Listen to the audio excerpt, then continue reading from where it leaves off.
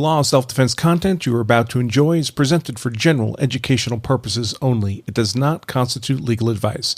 If you are in need of legal advice, consult competent legal counsel in the relevant jurisdiction. Hey folks, welcome to our ongoing coverage of the Minnesota murder trial of Derek Chauvin over the in-custody death of George Floyd.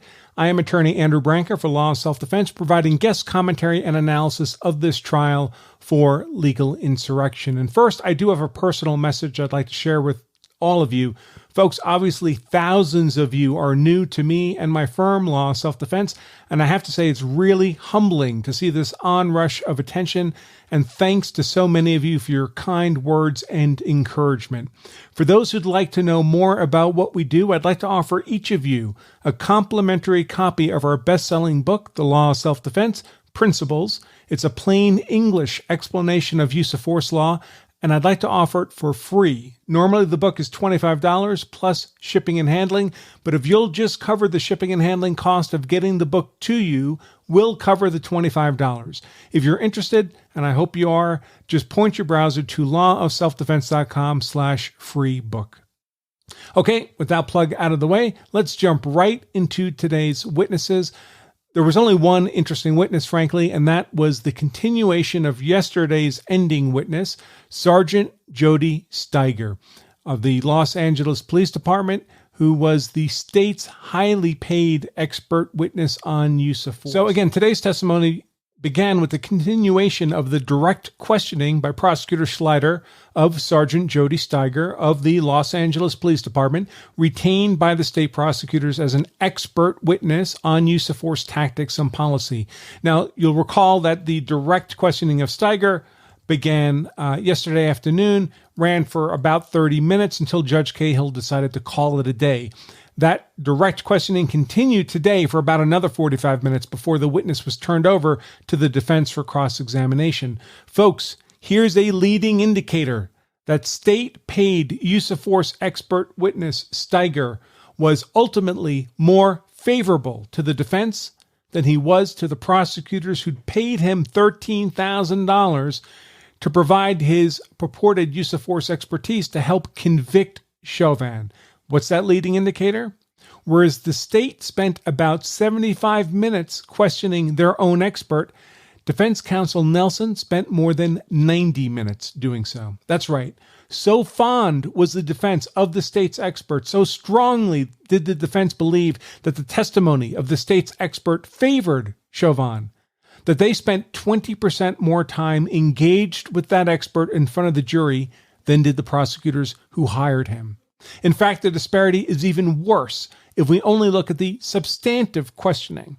So any party who calls an expert witness has to take time to establish the expert's credentials, ask about their training, experience, the methodology used by the expert to form their opinion. This is all foundational, but it doesn't actually help inform the jury about the facts of the case. In this case, with this witness, it took the state a full 20 minutes to do that, meaning they actually only questioned Steiger substantively about his expert opinion in this case for about 55 minutes. In that context, the state spent 55 minutes, the defense more than 90. The defense actually spent 65% more time with the state's expert witness in front of the jury, engaged in substantive questioning, than did the state that paid that expert. Folks, when the disparity in engagement is that great, I'm not at all sure that the state shouldn't refer Steiger's bill over to the defense for payment. Certainly by the end of his expert testimony and cross-examination, it sure felt like Steiger was more a defense expert than a state expert. Now, I do want to make clear up front that Steiger did right by his client. He said the magic words they wanted him to say. In effect, that in his expert opinion, to a reasonable degree of legal certainty, Chauvin's use of force on Floyd was excessive. Fair enough. But there are, of course, two sides to a legal fight in our adversarial system of justice. And today, with Steiger subject to the cross-examination of defense counsel Nelson, we got to see, again, the other side of the argument. So let's jump right into Steiger's testimony today, and we'll start with the continuation of the direct questioning by Prosecutor Schleider. So once again, the prosecution sought to present the jury with a narrative of events that stripped of all context and circumstances. And I'll say again, I find this to be a terribly flawed legal strategy because inevitably the defense gets to jump up and present the rest of the context when it's their turn. The result can only be a loss of credibility of the prosecution in the eyes of the jury. The only rationale I could possibly imagine for this approach is that the prosecution does not have a meritorious argument to make to the jury that includes all the context. In this instance, Prosecutor Schleider framed the use of force narrative in an extremely narrow sense, as he often does, by defining what he called the period of restraint, essentially the period from when Floyd was prone down the street until Chauvin turned Floyd over to the paramedics, a period of some 9 minutes and 29 seconds.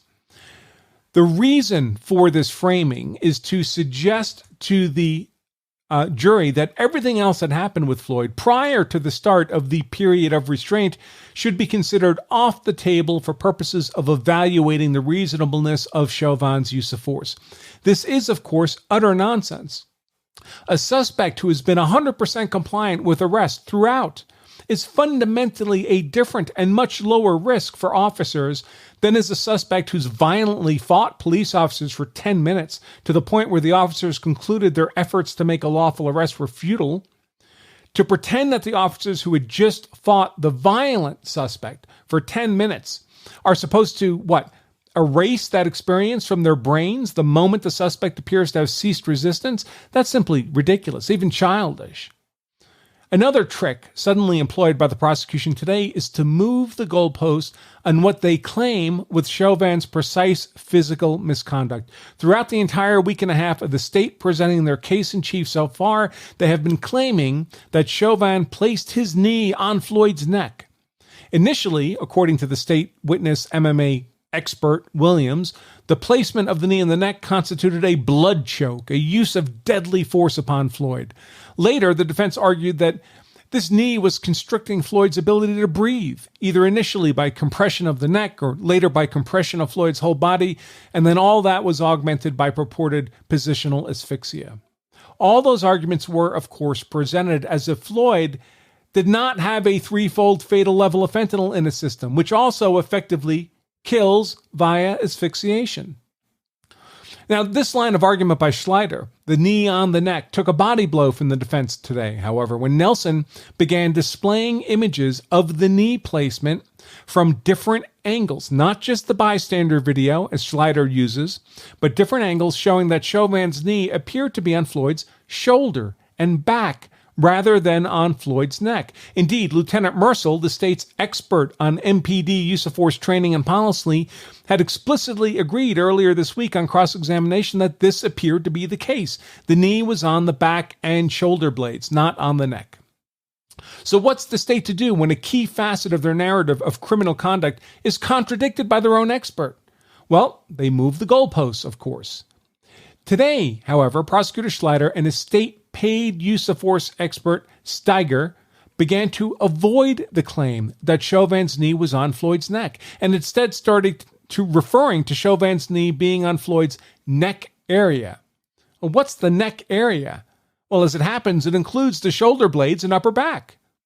Again and again, we heard Schleider and Steiger refer to neck area, neck area, neck area, as if repeating it often enough would fog our minds and the minds of the jury, and we'd simply be unable to realize that the goalposts had been moved. Pro tip, folks, don't do this in legal argument, especially if you know your direct questioning of your well-paid expert witness is going to be immediately followed by defense counsel Nelson's cross-examination.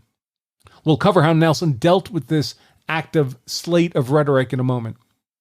Another trick used by Schleider to strip context from the dynamic confrontation with Floyd was to have expert witness Steiger reference the MPD policy on use of force and read off 3 bullet points, the collection of 3 particular bullet points of that policy that are highlighted as guidance for a reasonable officer. Specifically, those bullet points indicate that in deciding upon a use of force, the officer should consider the severity of the crime at issue, whether the suspect poses an immediate threat of safety to the officer or others, and whether the suspect is actively resisting. These are all reasonable guidelines for use of force. Schleider's deception, however, was to present these 3 bullet points as if they were not merely guidelines, but the entirety of the MPD use of force policy framework. As presented by Schleider, those 3 bulleted factors were the only factors a reasonable officer should consider in determining use of force. In fact, of course, these 3 factors are merely 3 important considerations within the broader totality of the circumstances. Arguably, an infinite number of additional factors could reasonably play a part in use of force decision-making by an officer. Again, this act of deception by Schleider was doomed to fail the moment Nelson got a hold of Steiger on cross-examination, and it did fail. And we'll cover that in more detail in a moment. Schleider pulled out another trick when he attempted to diminish the value to the defense of the presence of the angry mob threatening imminent violence at the scene. Specifically, Schleider likes to suggest, he's done this with other witnesses too, that a mob isn't threatening or something to be concerned about unless they're actually throwing rocks or bottles or actively attacking the police officers. So Schleider will ask his witness, did you see the crowd throwing rocks or bottles or attacking the officers? And of course, the answer of the witness is no, because that didn't happen.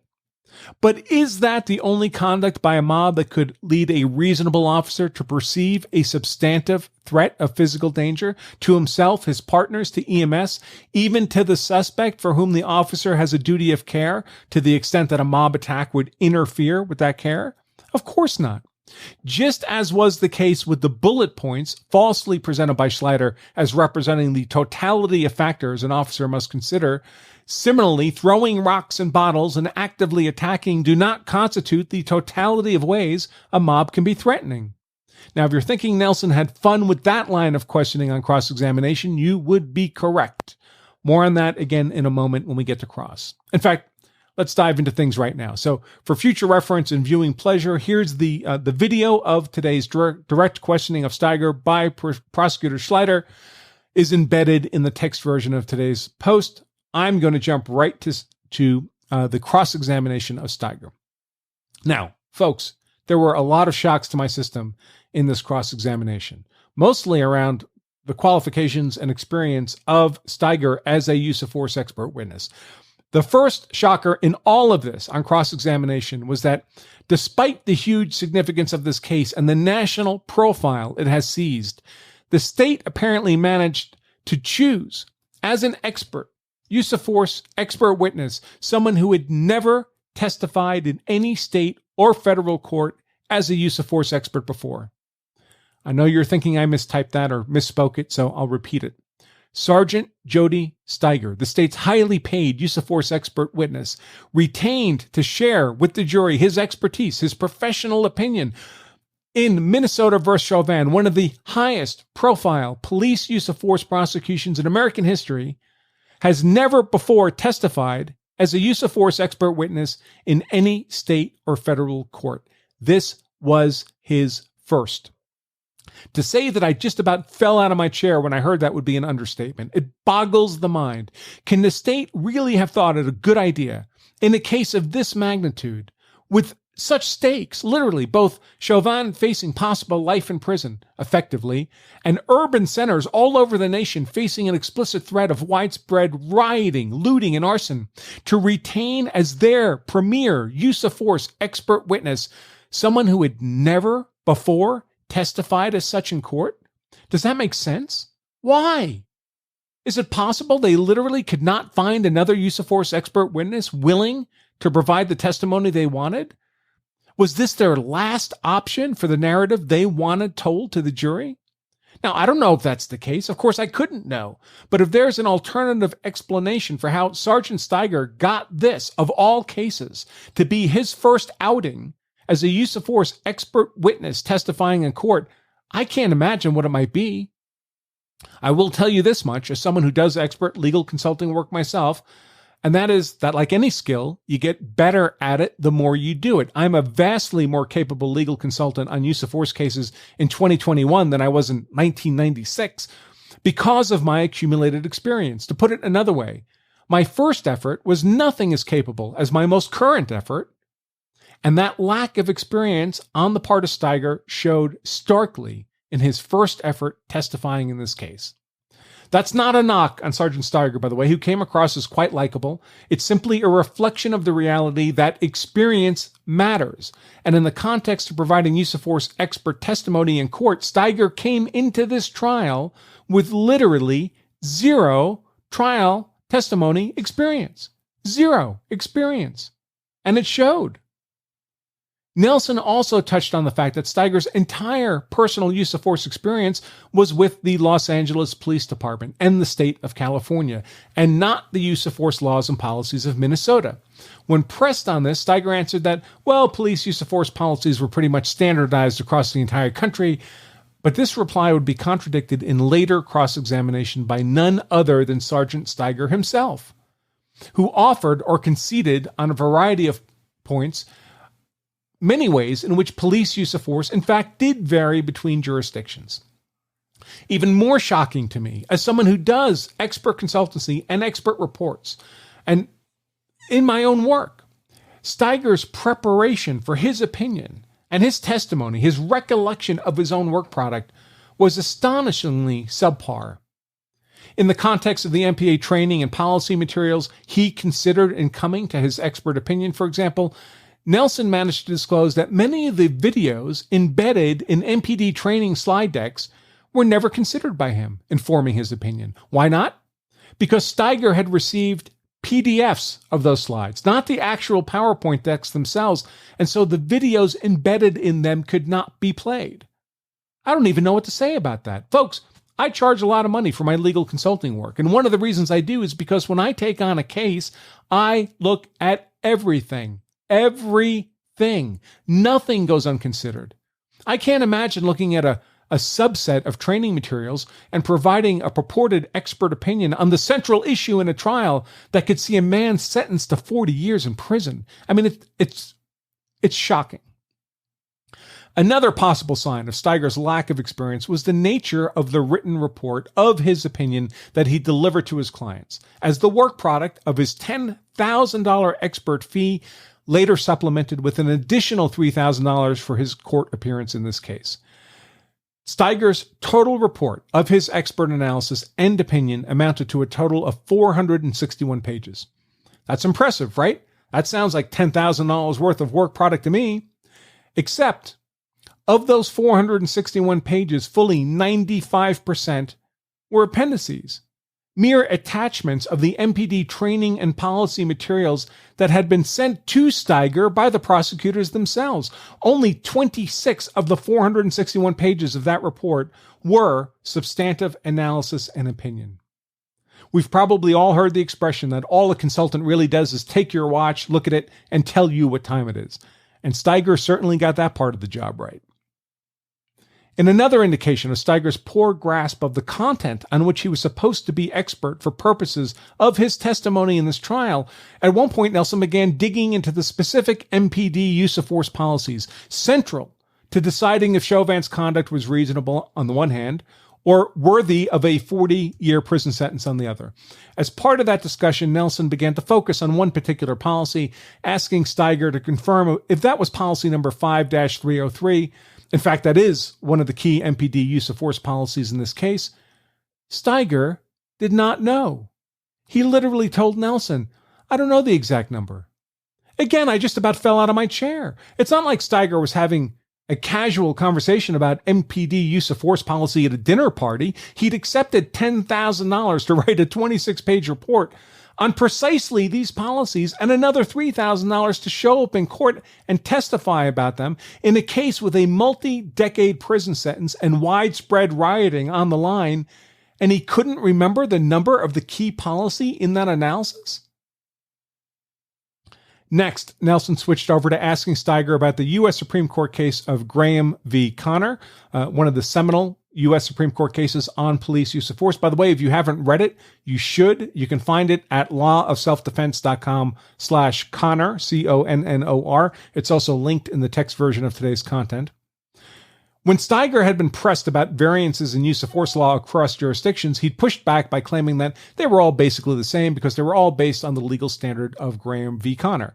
Well, that's true on a macro sense, but it's far from true on a micro sense.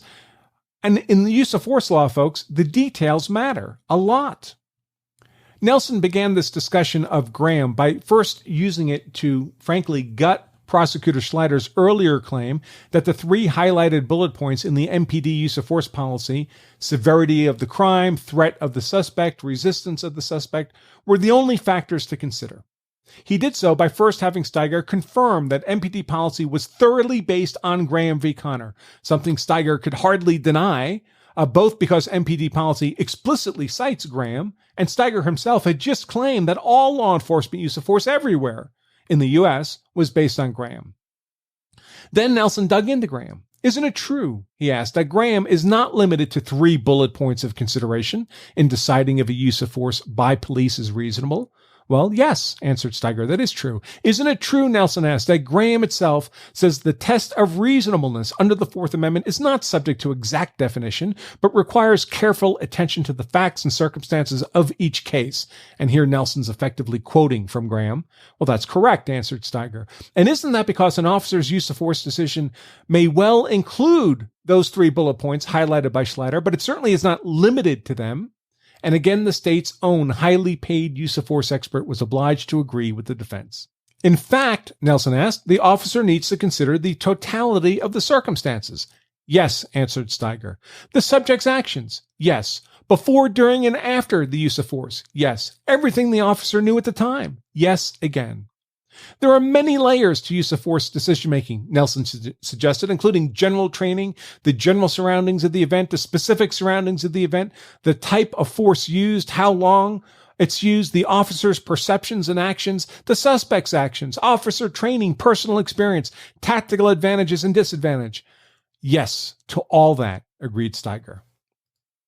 Also, scene security, suggested Nelson, the safety and security of the officer, his partners, the public generally. Again, yes. At this point, folks, it really began to feel like Steiger had been retained as a defense expert witness on use of force, rather than retained by the prosecutors who had actually paid him. But it got worse for the prosecution.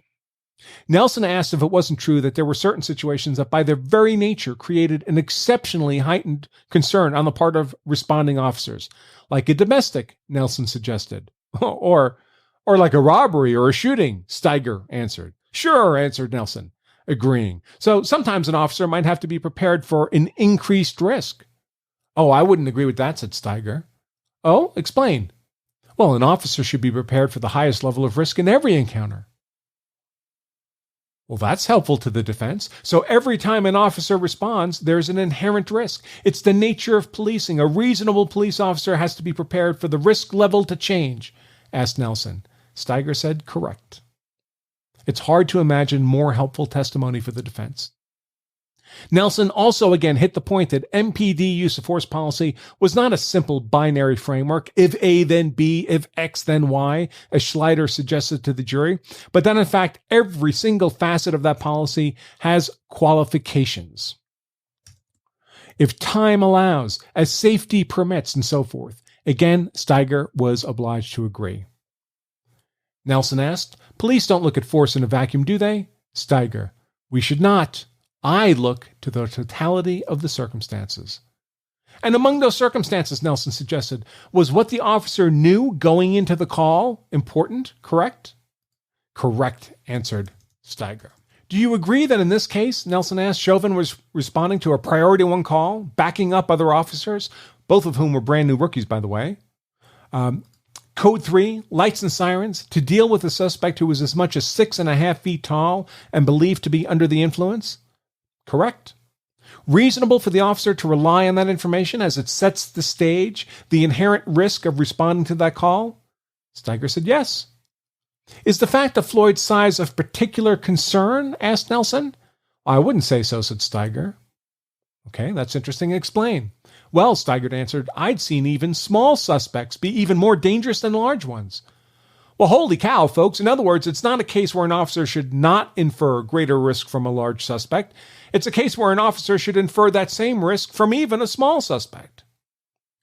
Nelson then asked Steiger about the extent to which the information in the 911 call should have informed Chauvin's decision-making. To this, Steiger responded that he had never heard the 911 call recording. You read that right, folks. The state's highly paid use of force expert witness had never bothered listening to the 911 call that set this entire police response in motion, and which was the foundational information the officers brought with them in responding to the scene. I can't even. But then Nelson scored huge when he dug into the specific knowledge that Chauvin brought with him to the scene, and in particular, what level of force that knowledge would have privileged Chauvin to use against Floyd. Chauvin had heard a priority one call. New force was being used by the officers on scene, heard scuffling over the radio, knew other officers were engaged in a fight, was called as backup to support them, knew the suspect was possibly impaired and 6.5 feet tall. And when he arrived, he saw Floyd and 2 officers at the back of the squad car, with Floyd actively resisting their lawful efforts to place him in the squad car. Agree with those facts? Agreed, said Steiger. Under your analysis of the MPD use of force continuum and policies, Nelson asked, is it true that Chauvin would have been privileged to simply draw his taser and use it on Floyd to stop Floyd's active resistance? Yes, answered Steiger. Nelson, but he didn't do that, did he? Steiger, no, he did not. The lesson intended for the jury? Chauvin not only didn't use excessive force throughout his encounter with Floyd, he didn't even use as much force as MPD policy allowed for. Instead, he used less force. Now, in fairness, naturally, the prosecution will make the legitimate point that just because Chauvin declined to use maximum permitted force upon arrival at the scene doesn't necessarily mean he didn't use excessive force later on when circumstances had changed. But this was compelling cross of the state's witness by any reasonable measure. It really dug a hole for the defense.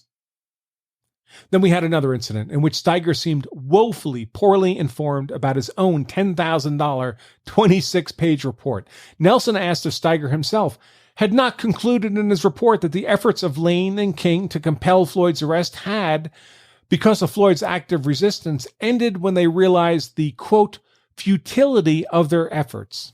Steiger objected. He didn't remember using those words in his report.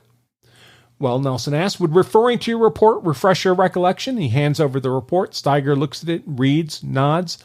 Oh yeah, I did say futility of their efforts. Folks, again, it's not like Steiger didn't know he was going to be testifying about his report in court today. Nor, frankly, that his report was, let's face it, not all that lengthy. I just don't understand how he could be so poorly prepared. Then Nelson dove into Steiger's personal experience in making arrests of suspects.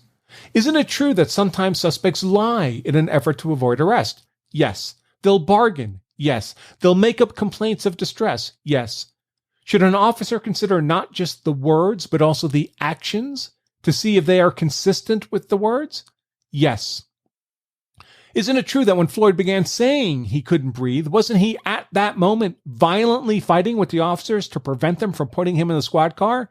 Yes. Isn't that conduct inconsistent with not being able to breathe? Yes. The lesson, folks, of course, is that the officers had good reason, based on that experience, to believe that Floyd's claims of difficulty breathing were a fabricated claim of medical distress. Diving further into Steiger's personal experience on this issue, Nelson asked him if, while making an arrest, Steiger had himself ever had a suspect feign a physical ailment. Yes. Fake a heart attack. Yes. An officer has to consider if those kinds of claims are lies? Yes, answered Steiger. About Floyd's denial of drug use during the arrest, Nelson asked if Steiger had observed white substance around Floyd's mouth and whether that was consistent with someone using controlled substances. Yes, but Floyd denied it. Is it common for users to deny use? Yes. Do officers need to take that reality into account? Yes. To counter the prosecution's suggestions to the jury that Chauvin's use of force could no longer be justified once Floyd was handcuffed and prone, Nelson asked Steiger if a suspect in handcuffs can still be a threat. Yes, answered Steiger. They can bite, they can kick, they can run. Yes. They can get the officer's weapon. Yes. Even if handcuffed? Yes, answered Steiger.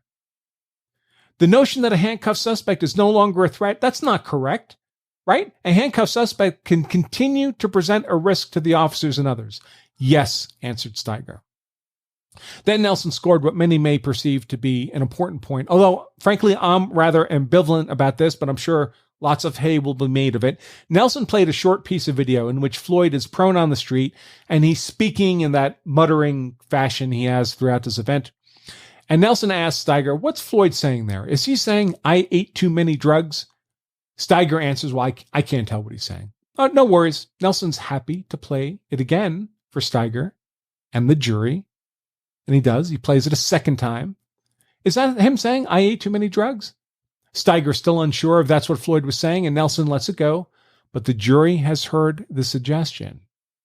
Now, later in the day with a different witness, BCA Special Agent Ryerson, whose testimony I won't spend much time on because it was so boring, frankly, Nelson would play the same video clip and ask the same question of BCA Special Agent Ryerson. This time, Ryerson would agree. Yes, he answers. It sounds like I ate too many drugs to me. Kaboom. In fact, so damaging was this Ryerson testimony for the state that they actually recalled Ryerson as a witness for the sole purpose of having him listen again to the video clip and give a different response for the jury. No, now, says Ryerson the second time, now it sounds like I didn't take no drugs. Well, okay. Listen, I'm ambivalent about this because I can't understand what Floyd's statement is on the merits. I just don't understand what he's actually saying. Although it must be said that Nelson's version will certainly appear reasonable to a jury once they've been exposed to the toxicology report on Floyd, and they'll see he was stuffed full of drugs. But in terms of legal strategy by the defense, this was brilliant. Not only did Nelson plant that seed in the jury's mind that Floyd had eaten too many drugs and knew it, he got to play the audio for Steiger not once, but twice. And then again a third time for Ryerson, and then the state itself played it for the jury a fourth time. It's amazing.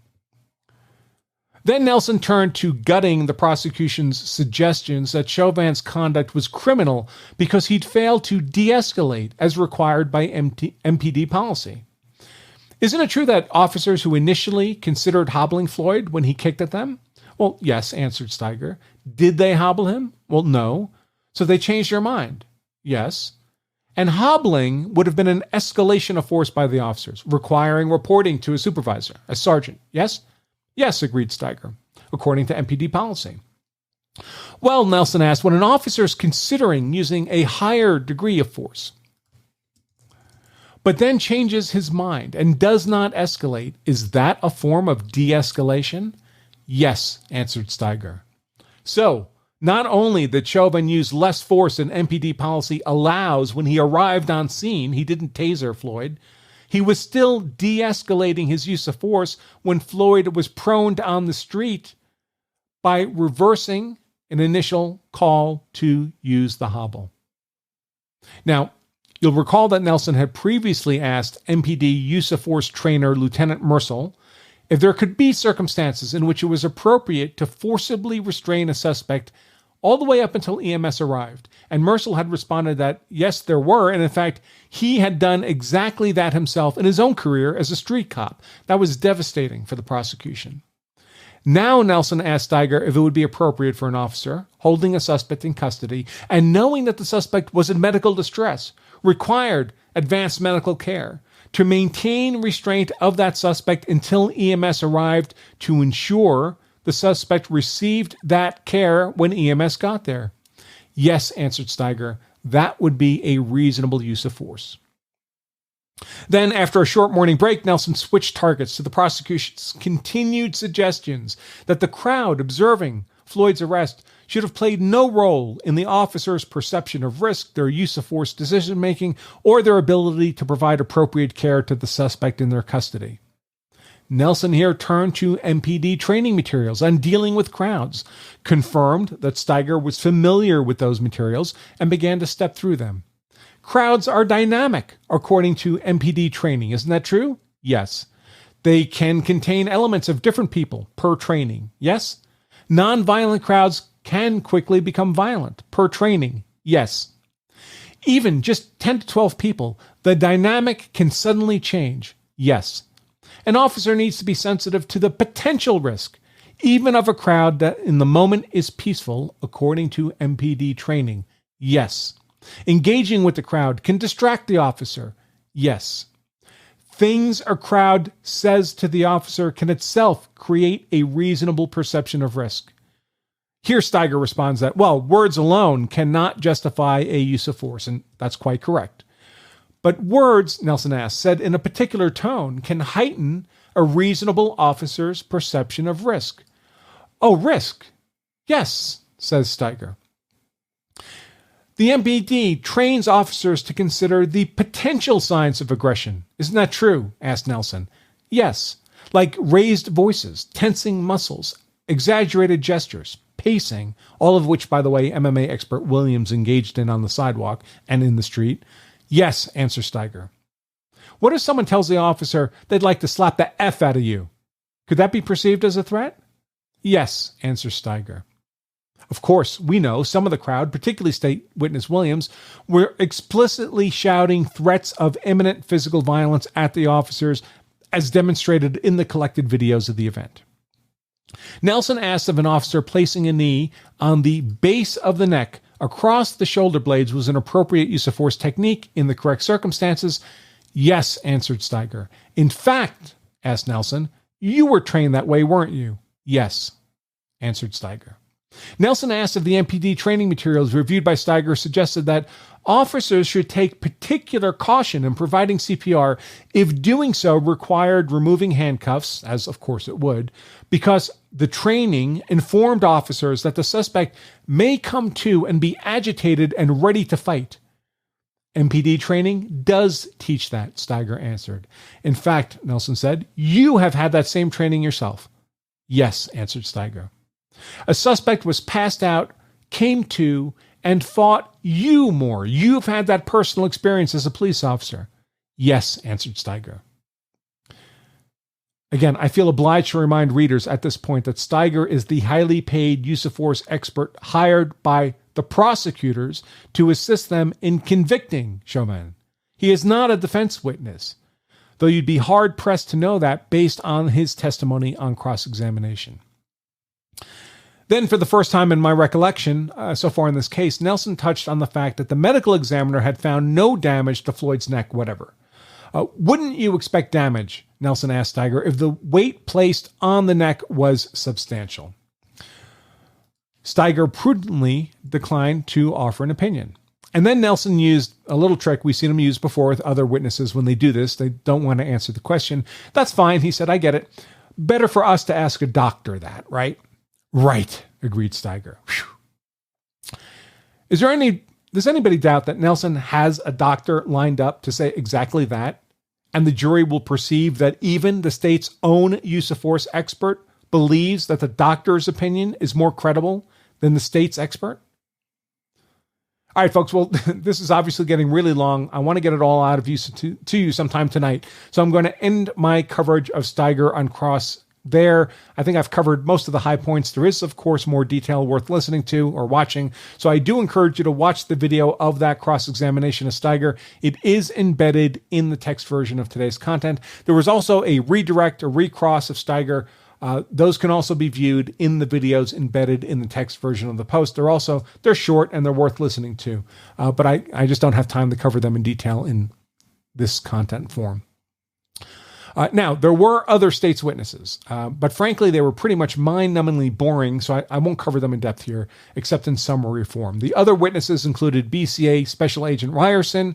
I've mentioned him before briefly. He's the BCA case lead on the Floyd case. There was testimony from BCA Forensic Agent Mackenzie Anderson, who processed the crime scene and vehicles, including doing the Floyd DNA of the blood and recovered drugs. The defense did not even bother to cross-examine this witness, Anderson. There was testimony from BCA forensic scientist Brianna Giles, very short, who did chemical analysis of the recovered drugs, finding fentanyl, of course. And then there was testimony from Susan Meith, a private industry chemist who also did chemical analysis of the recovered drugs. She found both fentanyl and methamphetamine, although methamphetamine in remarkably low levels, maybe not clinically relevant. But in any case, the defense did not even bother to cross-examine this witness either. So I present their testimony of each of those in video form in the text version of today's content, so feel free to watch. It should be particularly helpful if you suffer from insomnia. All right, folks, that's all I have for all of you today. We'll be back again in the morning with our live coverage of the trial proceedings, so join us then. And of course, we'll have our usual end-of-day wrap-up commentary and analysis in the evening. Until then, I'm Attorney Andrew Branca for Law Self Defense. Stay safe.